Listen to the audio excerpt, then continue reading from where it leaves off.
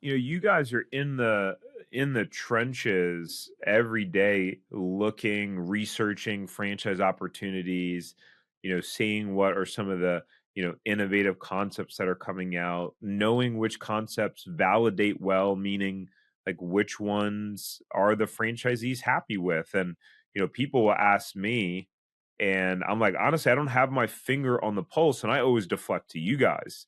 And I'll either intro to you to them or kick you guys over to them, etc. So I guess what just overall trends are you seeing right now, in the franchise space from like more of like a macro perspective, and then we can kind of dial it down from there. It feels like there's a lot of brands that are wanting to grow really fast, and so they're hiring teams to help them with their sales. And so sometimes when they do that, they're growing like super fast, like almost too fast, where then we start to get concerned about, are they going to have the support in order to help all of this exponential growth?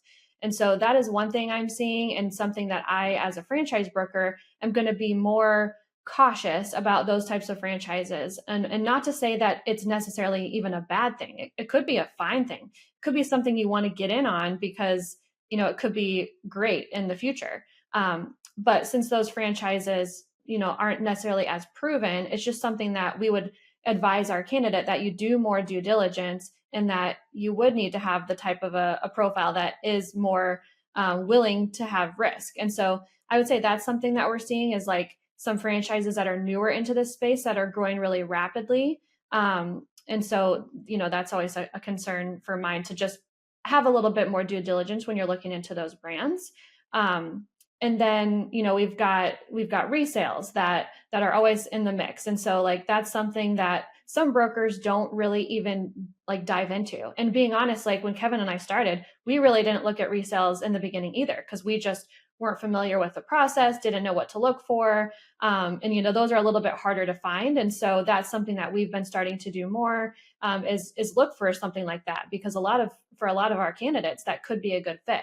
Sometimes it's not there. There's no resales in their territory, so we can't do anything about it. But that's definitely something that I'm seeing as something that we're making sure that we're adding into our approach, on our team. So um, Nice. Yeah. What would you add to that, Kevin? Yeah, on a macro level, there's some interesting trends. I would say, I don't know if it's so much to do with franchises, but the type of people that are coming to us. There's kind of a fear of like, you know, downsizing or layoffs or whatever it may be, and like, what am I going to do? And is this going to just be a continuing trend the rest of my career?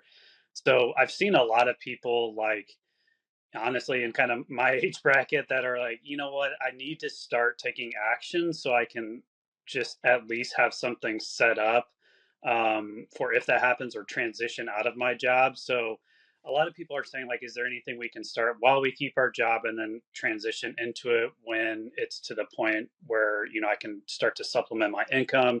So we're really trying to find brands that are actually doable in that regard. Some franchises might say that's possible, but in reality, if it really is, that's a different story. So really trying to find opportunities where people can, like, gradually get into franchise ownership.